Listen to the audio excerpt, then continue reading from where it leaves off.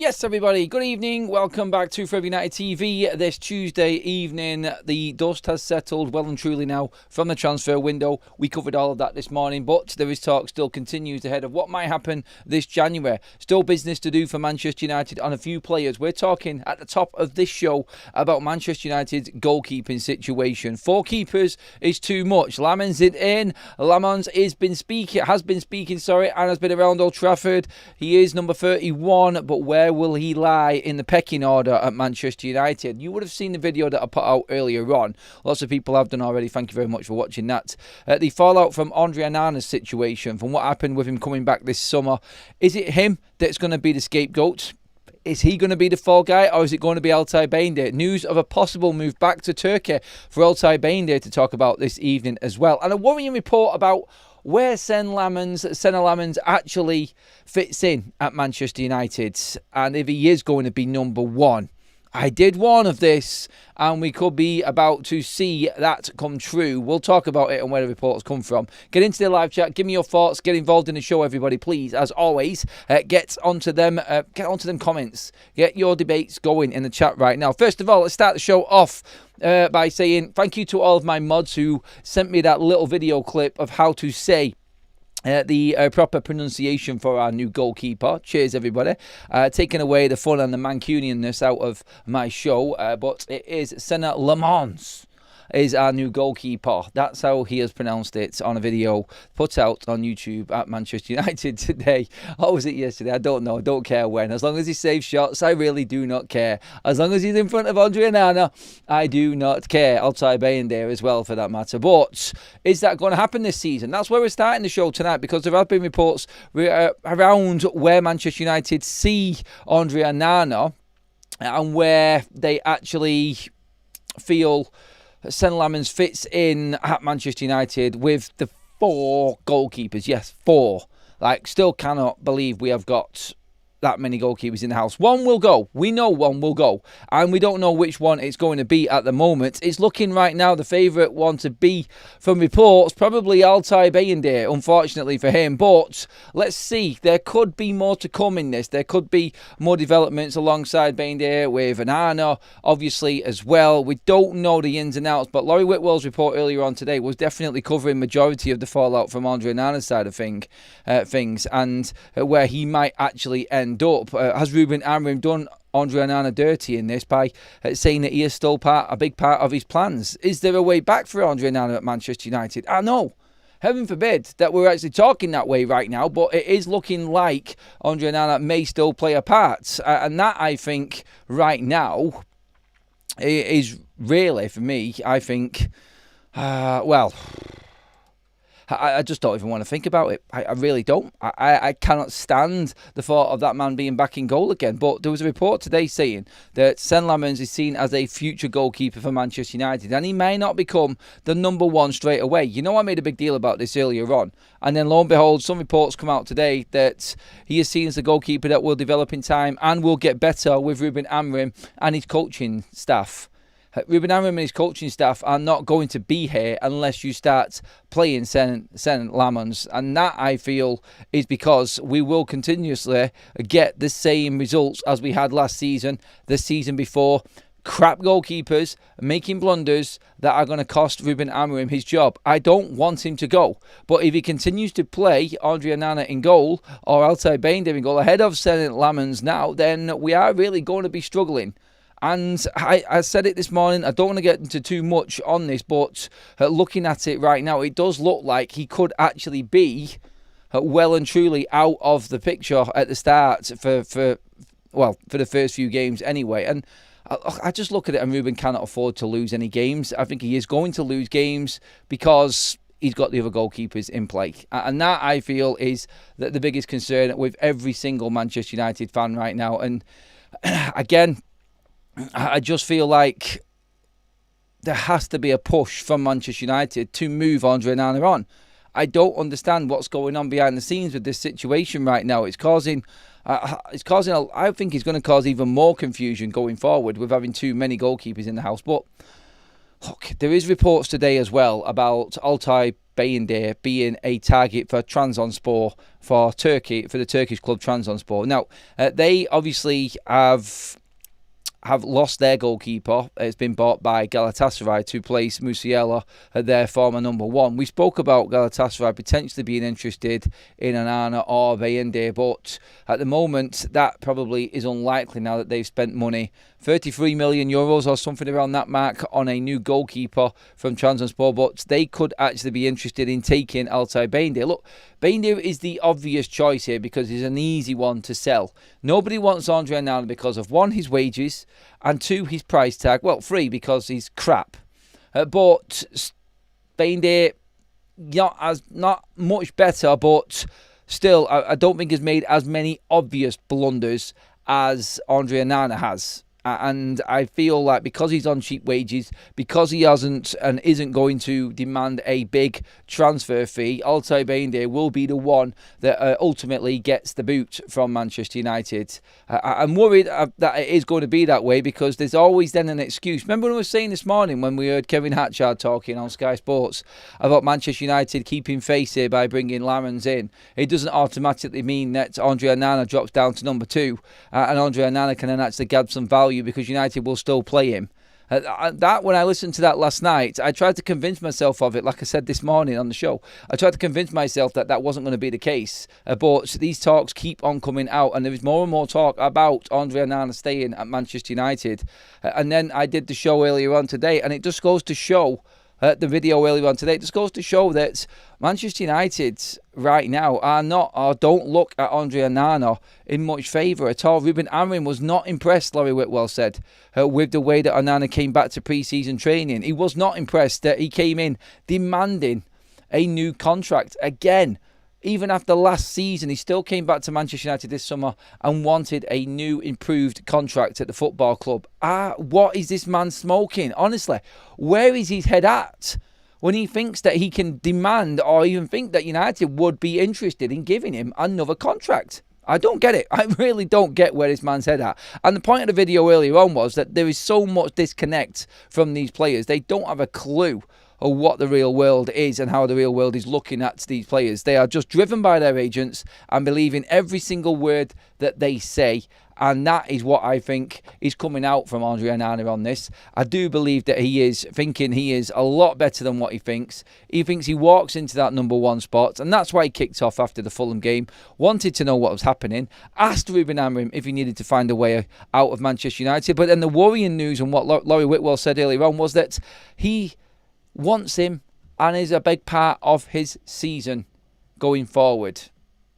I don't get it, because if that is the case, he's on big wages, he cost the club a fortune for a goalkeeper, and that means that Lammens is not going to play straight away for Manchester United. Now, everybody was telling me when we had the Here We Go on Senna Lammens that he was going to be number one. Andre Onana buried himself in that Grimsby game. And, by the way, on that Grimsby game, thank you, Manchester United, for not chasing that player that shouldn't have been playing from Grimsby. And we could have looked into that more and maybe got our way out of that mess that we created. Thank you for not doing that. That would have been the ultimate embarrassment. Done.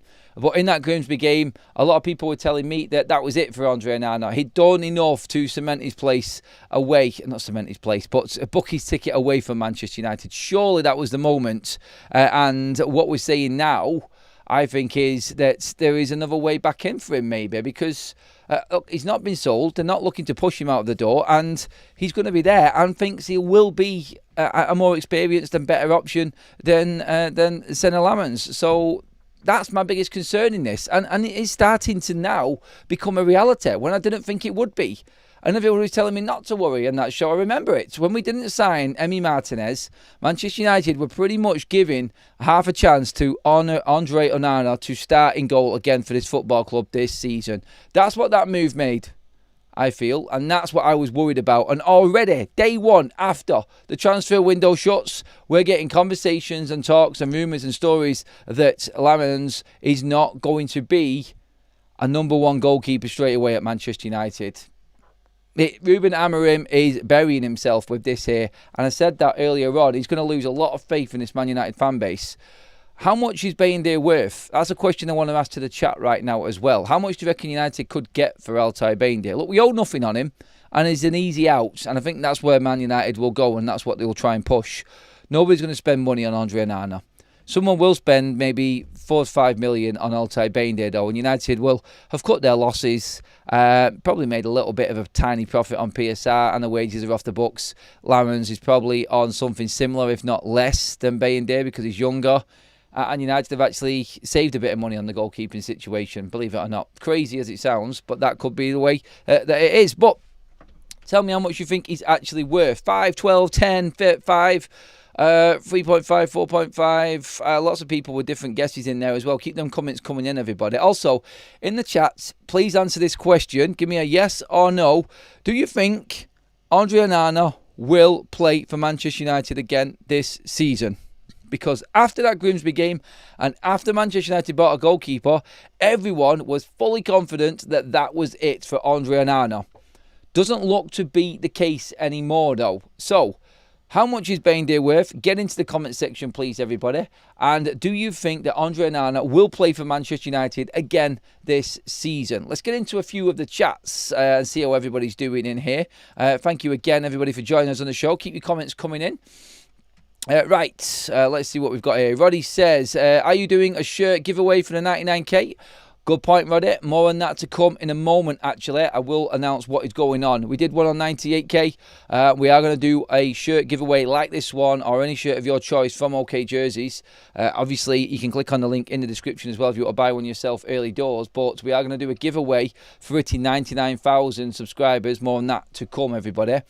Also, Lee from Lee Cape Town says, hi Adam, I might be wrong, but Altay is being played to be moved on. Onana will play, and I think he will get Emmy in January for a loan.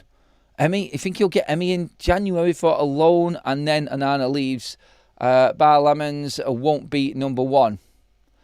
Lammens won't be a number one. Oh, don't talk like that, mate. That is scary talk. It's just a complete waste of time. Ruben hasn't got a year to bring in a goalkeeper. He needed to bring someone in that's going to work for him now. It goes against everything Manchester United were planning. Everyone can see that Andre Onana is not good enough and Bayindir isn't good enough. Get a goalkeeper that's going to play now and help you out. If Lammens doesn't go in, it was a complete and utter waste of time. Because these goalkeepers will cost Manchester United again. They cannot get more chances than anybody else. It's ridiculous.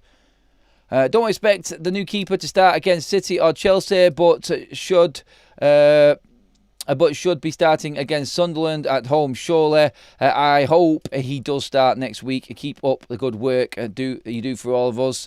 Thank you for that, Tony's Tiger. 21 months a member as well.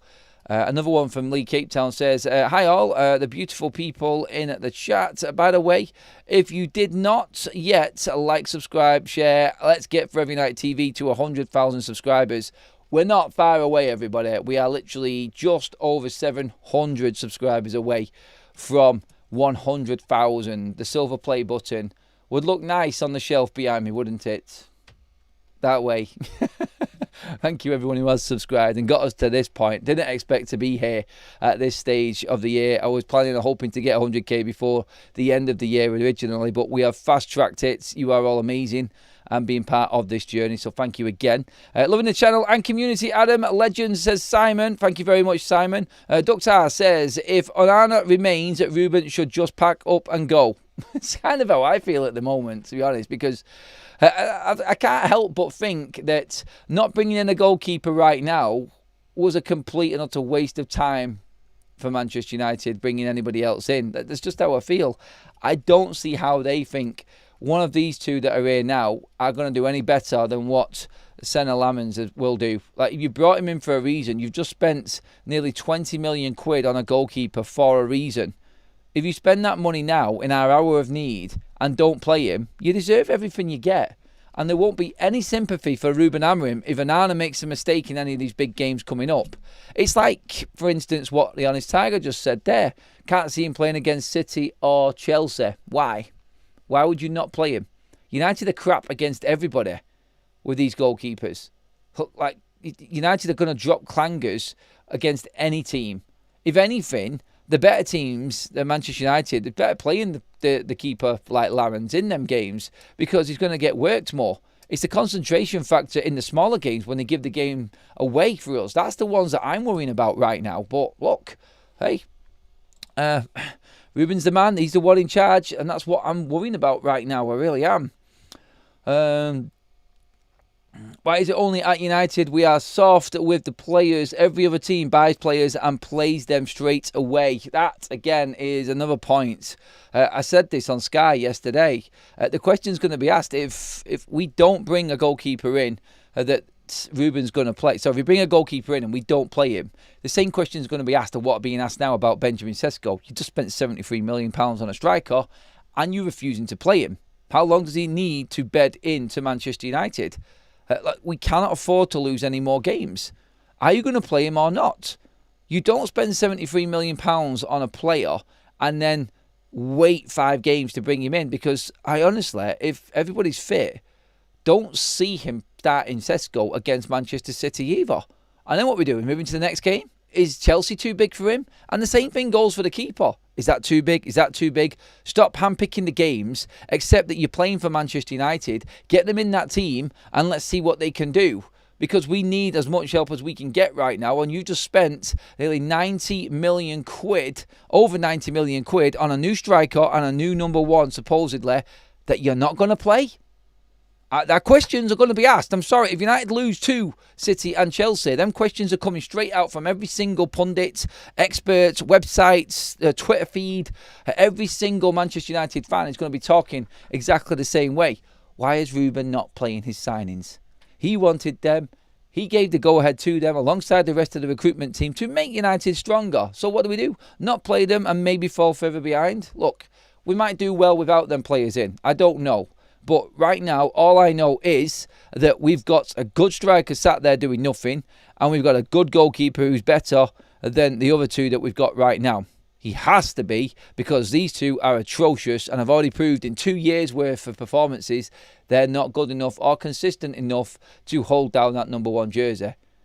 And then that comes into why waste 18, nearly 20 million quid on a goalkeeper when that could have gone elsewhere and gone towards someone that we can use in this team. It makes no sense. Look, this is all say and if, buts and maybes looking ahead.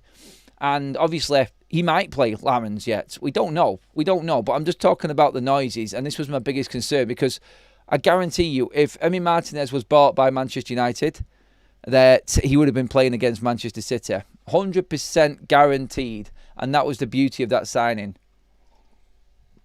So, if you was going to buy Emi Martinez, then you were clearly looking for a number 1 goalkeeper. Yeah, you was, because that's what that was. You agreed personal terms. You were ready to replace Onana. So why is it different for Senna Lammens? Because he's not got Premier League experience? I'm sorry, am I right in thinking here that Altay Bayindir has not got much experience? Onana has got experience, but he has proved he is not good enough. And you know what? I feel with the goalkeeper situation, you can bring a goalkeeper in and straight away you will find him having an effect on the team. All of a sudden that confidence comes in, something fresh. All of a sudden in the players' minds and then defenders' minds, they're thinking straight away that we've got someone different behind us right now. It gives them a little boost as well. Someone's going to come and command his box, can stop shots with his feet. Nothing's going to run through. You're not worried. Every time a shot goes past one of our defenders, they're absolutely bricking it that clowning goal is going to do something, fumble it, give it away, or let it roll under him, and then their work is done. They're scared. They're absolutely scared, shitless, of messing up, giving the ball away, or letting a shot go past them. You can tell. That's the way that they play at the back right now. It is desperation in trying to protect our goal right now. And it affects players' performances. It does. I think an air of confidence will come into Manchester United's backline as soon as we change that goalkeeper. You can argue whether you think Lammens is good enough to come straight in right now. But again, it keeps on coming back to the point. You're going to look stupid if you have spent, and I'll work this out for you right now, Manchester United have spent £90 million. 90 million on a new number 9 and a new number 1. And if he doesn't play them in one of the biggest games of the season, questions will be asked. That's all I'm saying. It's up to Ruben what he does, and he might be proved right if it works out. But if it doesn't, is he willing to take that risk? That's all I'm saying, because I think both of them, right now, with the injuries we've got up front and obviously the quality of goalkeeper we've got at Manchester United, they improve Manchester United's chances straight away. And that, I think, is why we should be playing Senna Lammens and Benjamin Sesko against Manchester City. We would. Look, Sesko's going to get 2 games worth of international duty. He's going to be a lot more match sharp and match fit by the time he comes back. I think he comes straight back into Man United's side if Matheus Cunha's not fit, and obviously Mason Mount's not fit, because both of them players have been playing well, and I think it's a big question for Ruben to answer in terms of who he picks up front if they're available. It doesn't look like they are, and Ruben's not one for rushing players back. So if you've got a fully fit striker coming back from international duty in Benjamin Sesko, then he needs to play against Manchester City with Bruno and Mbeumo either side, and then you can decide on what you do in that midfield. But I would be going with Casemiro and Kobbie Mainoo. That's my midfield too right now. Bruno can stay in at 10. And I think that gives United a different dynamic completely. His confidence was lower for not being picked. Then it's being picked and not scoring. Yeah, his confidence will be lower for not being picked than being picked and not scoring. I think that does send out a little bit of a message. It does when it comes to the striker, for instance, or even the goalkeeper. No, any position. Any position. If you're being picked and you haven't performed, then you feel like the manager believes in you. But if you're not being picked, then how is it affecting you? Like, you've got two players come in there that have been playing week in, week out at their previous clubs that are now not playing football. Again, this is just if he doesn't go with them. He could always say, yes, let's do this, and put them both in. You never know. You never know. Okay. Let's get some more comments in, please, everybody. Daniel says, every single week the manager has to risk, but also think about the season. Sesko was handled appropriately, and Lammens will too. Start them when they're ready, not when the fans want. They're ready now, mate. Come on, Daniel. Seriously? Are you telling me there's a better option there for Manchester United? Why is the goalkeeper not ready to play when he's been playing all season? Why?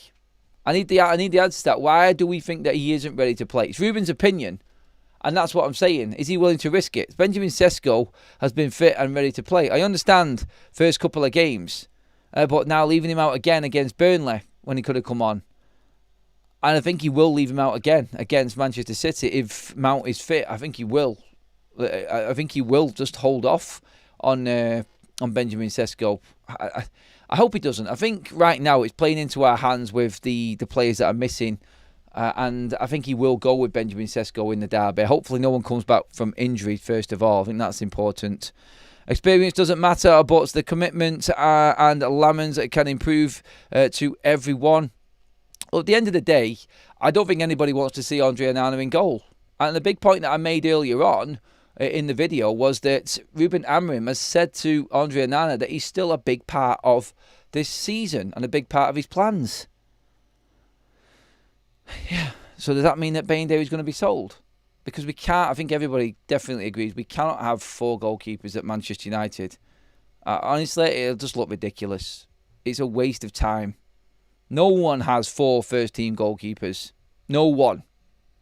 And they are first-team goalkeepers because Heaton's there every single match day. So what are you going to do? Put 3 keepers on the bench? It's not going to happen, is it? Someone has to go, and I think someone has to go this week. I pray that it is Andre Onana. I do. But let's just see. Because he's been playing Bayindir ahead of him. So effectively, Bayindir is number 1. And then Lammens would come in behind him. I don't know. We'll see. He's got a plan. And hopefully it works out for Ruben. I'm just worried at the moment. And do you know what? Like, I'm not having a go at Ruben Amorim here. I'm just worried that I see that man in the goal again. And he doesn't deserve a position in this team. He has let his teammates down so many times. Look, if anything, if he was going to ease Lammens in, I might be able to stomach it if it's Bayindir ahead of Andre Onana. And then it's Bayindir and Lammens comes in and replaces him. Like, I could just about stomach that. But if it's him, especially after coming back and we found out what we did about the start of pre-season, how he wasn't fit enough and didn't do his prep and was messing around in Cameroon, playing on stupid pitches, getting the hamstring injury, completely scuppering the plans for pre-season altogether. How do you get a hamstring injury coming straight back from a rest, going right into training? By not following the programme. And I think that's what Laurie Whitwell was getting at earlier on. He's not followed the programme and he's fallen behind in his preparation. He needs to do more. So, yeah, that's all I'm saying is it's confusing at the moment, the messages that are coming out. I think we will find out. I think we will find out if what Ruben's thinking over the next week anyway. At least we've got a bit of a break now until the game anyway, and it gives Ruben a bit of time to think on things. And let's be honest, I don't know if Lammens is going to be called up to international duty. I've not even checked up on that actually. But it'd be good for him to actually meet up with Ruben, find out what's going on, and then let the United staff have a look at him. Keith says, Adam, count 1, 2, 3 and breathe. Think positive. We have 2 weeks to enjoy. I love the show. 2 weeks to enjoy without football. Who'd have ever thought that, eh? Looking forward to international breaks, Keith. I know what you're saying, buddy.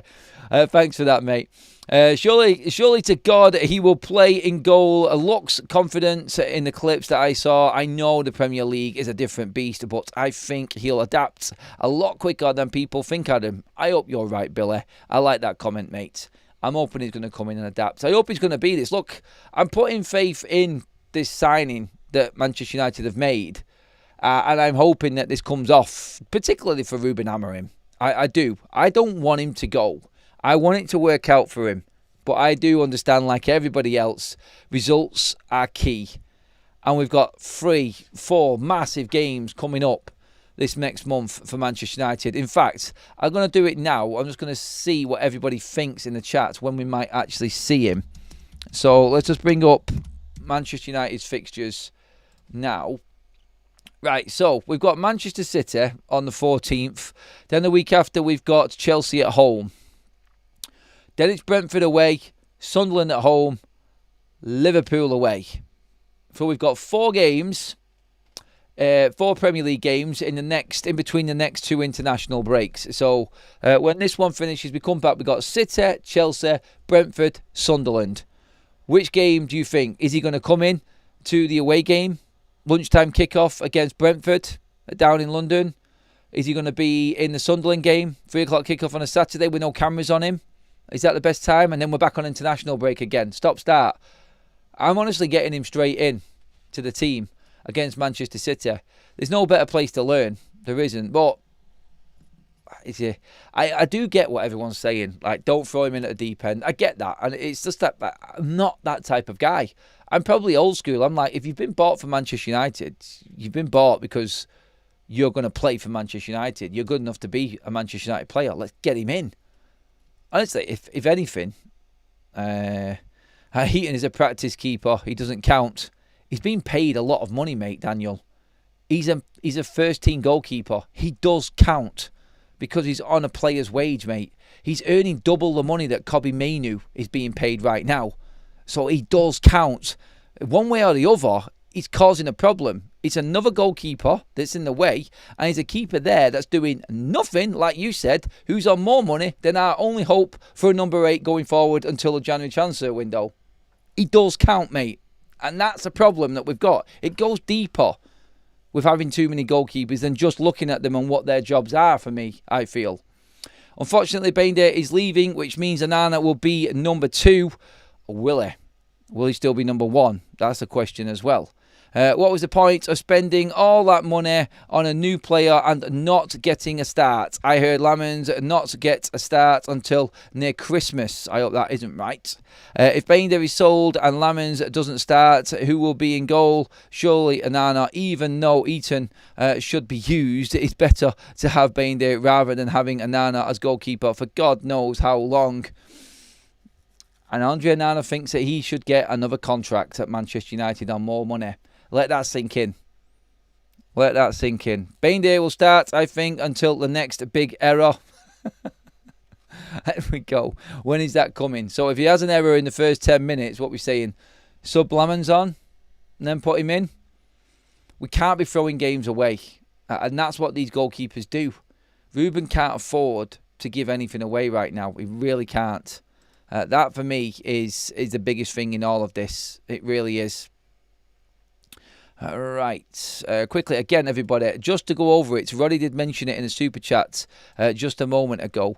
The link is going to be in the live chat now, so please do check them out. Click on that link or scan the QR code on the screen, please, everybody, for your shirts, your replica shirts. Great quality, brilliant price, really cheap shirts, and absolutely amazing fit. Like I said, you've seen me in loads of these things. We are going to do a giveaway on this as well. It's going to be on the watch along on Saturday for the England and Wales game over on our other channel, Football Talks. So what we're asking to do is predict the score, the first scorer, and the minute in which he scores. We're going to put a post up on YouTube a couple of days before for people to put their predictions in, but they then need to be in the watch along on Football Talks on Saturday to claim the prize. We are giving away free shirts to the top 3 or closest 3 to the right answer of that question. I will explain more in the post just to break it down so everyone can read it and understand it, but you need to be in that watch along with us on Saturday. We're going to be doing FUTV and then going straight across to the England game from there against Wales.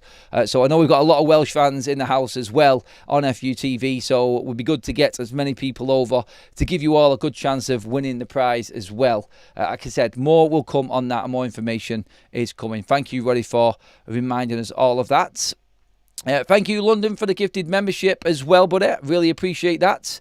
Okay, on to other news as well. Manchester United could dip into the January transfer market to get their midfield off. This has come out from Team Talk. A few people reporting on this right now, and it is in line with the potential. Now, we mentioned this morning, and this was just me. No one had reported it, but obviously Manchester United, in this report from Laurie Whitwell, thought that they could get Carlos Baleba for around about 60 million. I know what you're thinking, I know. Anyway, that's what they thought might happen. Somewhat similar to João Pedro. This is what the Athletic were writing. Anyway, they were told that he's not for sale. United moved on. But United could go in and attempt to buy Adam Wharton in January, is the word. I personally don't see this happening, but it's only in the personnel that I don't see this happening. Could United, with the way that the season goes or pans out, look, Mainu might get the game time he wants. Mainu may turn into be that absolutely brilliant player that we all know he is, and the number 8 role until the end of this season is covered. I still think we need one, even with Kobbie Mainu, to be honest. But Manchester United would not be afraid to dip into the transfer window in January if the right opportunity came around and the right player came up. So now United have a chance to scout, to recruit, and look into the January transfer window to see if there is a player that will work for us going forward. They are not afraid to spend that money that we made at the end of this window in January. There is money to spend there. Manchester United have this whole new plan, this Plan 90 or whatever it is that the Athletic were reporting, that they want to make 90 million more in revenue, give or take the expenditure and the earnings from the football club, something along them lines. There is a lot of detail on the Athletic about it at the moment, but they're confident about doing it. And they are going to be ploughing everything into Ruben Amorim's squad and making the first team stronger. So this could be something that really carries a lot of weight for Manchester United going forward. But January could actually turn out to be that month where Manchester United actually start to spend a little bit more money. Again, like we did it with, obviously, Patrick Dorgu. Aidan Heaven came in as well. We pretty much bought Diego Leon as well in January last year. So we could be doing the same again. So there is a lot of reports going around that United, with what they have saved and what they've made this summer transfer window, would be open to dipping back into the market if the right opportunity came around for a new midfielder. So that definitely is an opportunity for Manchester United right there. We could see that actually happen. Now, if there's a midfielder out there, United will go for it. I'm asking the question in the chat. Do you think Man United will go out for a midfielder again if the right opportunity comes around in January? Or do you think they're going to save everything for Carlos Baleba? Could it be Baleba in January? I don't know, but these are the reports that are actually floating around right now. We have a poll running as well. Will Sesko start against City a week on Sunday, sorry. Do you think he will? 74% of you so far have said yes, everyone. Into the comments we go. If having 4 keepers is the problem, 1 will go if it's possible. Otherwise, they'll have to manage it. It's what we're paid to do. As I said, Heaton is for practice and a problem, and a prob, not a problem. A prob, not a problem. How does that work out, Daniel, mate? That's a new one on me, buddy. Like I said before, it is a problem because we've got too many.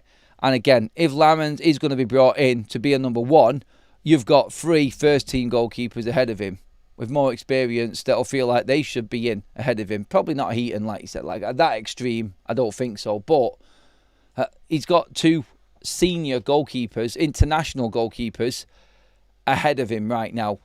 What was the point? I say, what was the point? If you're not going to play him this season, or not play him that much this season, and ease him in, you've got the same problem, but you spent more money. You've got Radek Vitek coming back in the summer. You might as well have just waited for him.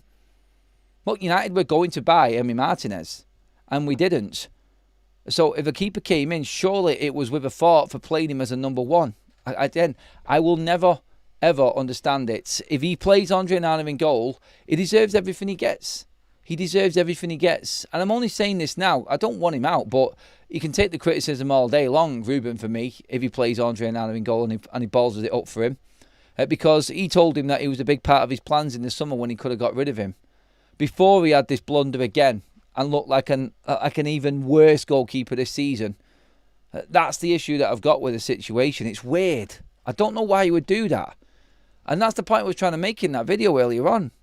Obviously, there's been other news today as well around Manchester United. The situation with the bomb squad. Now, Tyrell Malacia is going to be reintegrated back into the squad if we cannot find a move for him. We've heard this before, and there is still hope that he will leave in the next couple of weeks. He will be reintegrated back into the first team squad. God knows what for. Ruben won't use him. Please, somebody come in and take Tyrell Malacia away from us, please. I feel like that has to happen, surely. We can't be having this. By the way, on that midfielder, Manchester United have been looking, apparently, and this is just the reports, I've been open to looking at Romeo Lavia as well from Chelsea. I would stay clear, to be honest. I know he's a good player, but man, that guy's got more injuries than Mason Mount. So, no, I would stay clear of that. It was just a name that has been reported, and I just don't think that it's a goer for Manchester United right now at all. We need to stay away from players like that. And again, like, is he going to come in and play ahead of what we've got? Like, he needs to be available to do that. And again, this is why Manchester United have not jumped the gun and gone right in for players this summer and gone for anyone. Like, everyone clamouring for getting a midfielder. We didn't need it. We didn't need it.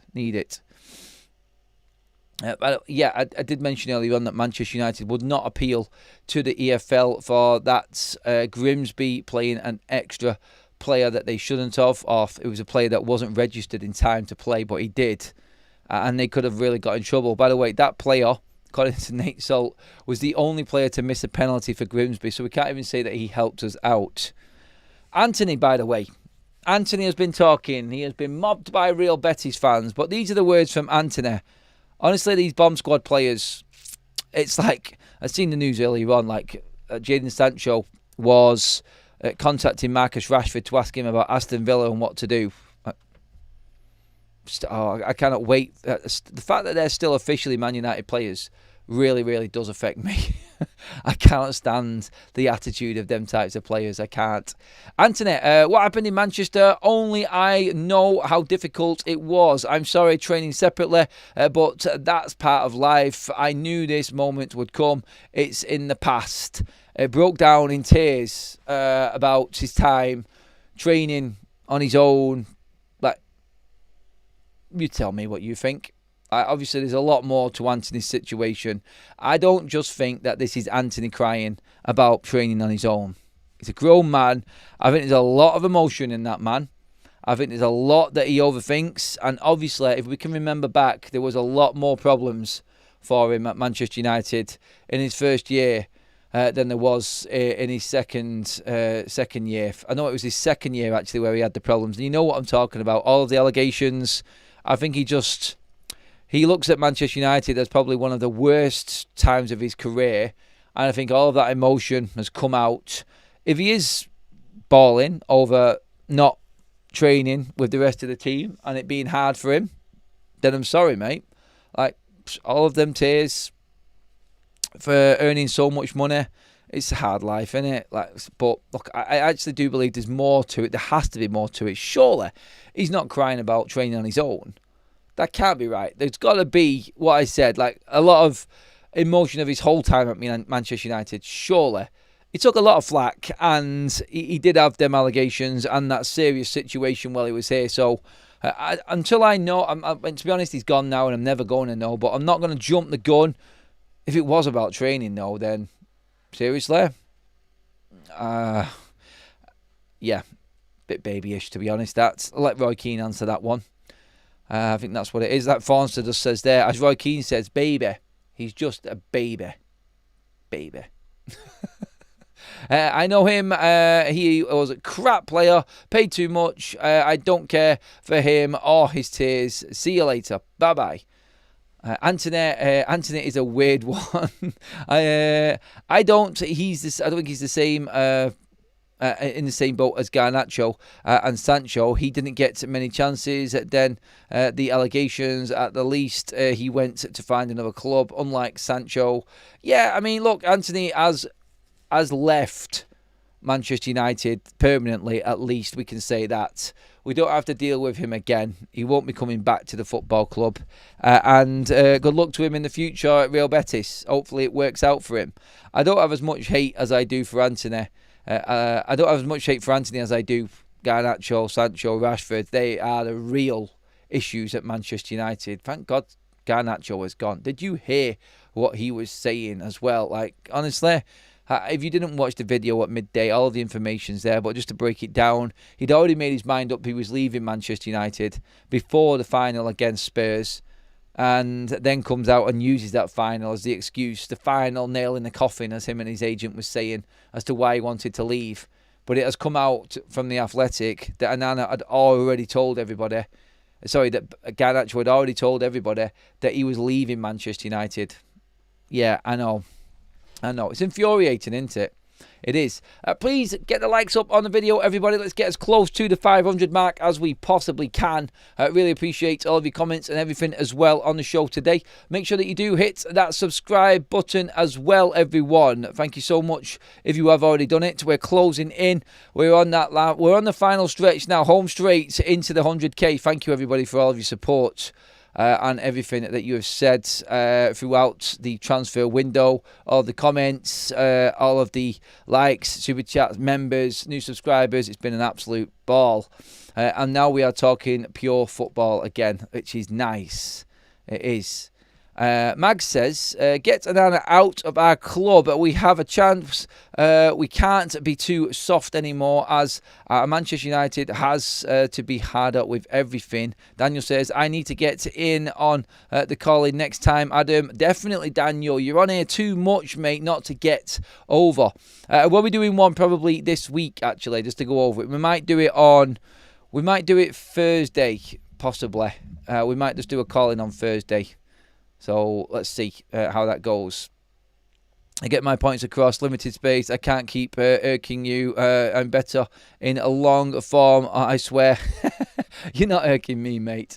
You're not. It's hard to pick up on everyone's comments because there's so many, which is why I do the call-in show, just to give people the opportunity to sort of have a few minutes to have their say and get everything out, because it does help, I think, to hear what people say, as well as comments as well. As much as I love the comments, keep them coming in. As always, still, I think it is good for people to have a little bit of a vent. I missed a couple of super chats in there as well. I'm just of the opinion that Manchester United played a blinder here, because Emi is going to kick up a stink and we will get him on loan in January. Why do you think we would get another goalkeeper though, Lee? We can't have another goalkeeper coming now. I just don't see that happening. Honest Tiger with the gifted membership. Fonster says with the super chat, I heard you. You heard it here first. Sesko scores against Manchester City. And again, yeah, I said earlier on about the gifted membership from London as well. Yeah, I hope Benjamin Sesko scores against Manchester City. It is the perfect time to score. your first goal for Manchester United. It will endear him to the Manchester United faithful instantly. And that's the beauty of it. And that's why I would play Senna Lammens in that game against Manchester City. I really would. By the way, everybody, we're doing match bingo this week again for all of the internationals. Now, we do have a load of special offers on right now. Scan the QR code on your screen right now. Get into the App Store, download the app free of charge completely. Make your account, takes you 10 seconds to make the account. And then deposit as little as £5. That will be doubled instantly by Match Bingo and giving you £10 to go and use. It's only £2 a game. Match Bingo is playing bingo with match events, goals, substitutes in certain minutes, VAR decisions, hitting the crossbar, hitting the post, a left-footed goal, right-footed goal, headed goal, all of the match events. If you've got them on your card, they get ticked off. You get 5 in a row, you get 25 quid instantly. Another 5 in a row, another 25. Just like playing bingo in a bingo hall, except for numbers, you're waiting for things to happen. If you get all 15, you could be earning up to 250 quid on one game for playing £2 card. And the odds of you winning are even better if you use promo code FUTV, all caps. If you go in there and use that promo code, you are going to be boosted by 200% instantly. It is a special that we have got going on, and we have got it on again this week for all international games, including the one that we're doing a giveaway for the replica shirts, England against Wales, this Saturday afternoon, everybody. Make sure that you're there. More on that to come, but please do click on that. The link is also in the description right now and in the live chat, everybody, for Match Bingo. If you click on that, that will take you straight through in the same way as the QR code to Match Bingo. Download the app, get your cards now, get ready for that game against England, but use promo code FUTV. If you do that, only people on FUTV using that code will get a 200% offer boost this week. Get onto that now. Get involved, have some fun with your mates while watching the game this weekend with us on the Watch Along on Football Talks. I'm going to wrap things up there, everybody. That is your news. You're completely up to date. I think after the transfer window, it is a reflection day. Like we said this morning, everyone's had their say, everyone's had their thoughts. Thank God we can now start talking about football. And I think from tomorrow, that's what it's going to be. We're going to be knowing about everything going on behind the scenes at Manchester United, the proper, real football nitty-gritty. The news that we missed while the transfer window was on, that's what we're looking forward to now. And obviously, we're going to keep on going with all of the live shows and everything throughout every single day through this season, and more on Football Talks as well, everybody, our other channel. So please do subscribe to that channel as well. In the description, the link is there. Get on to Match Bingo in particular now, because that is your way of grabbing that extra buck while watching the footy this weekend.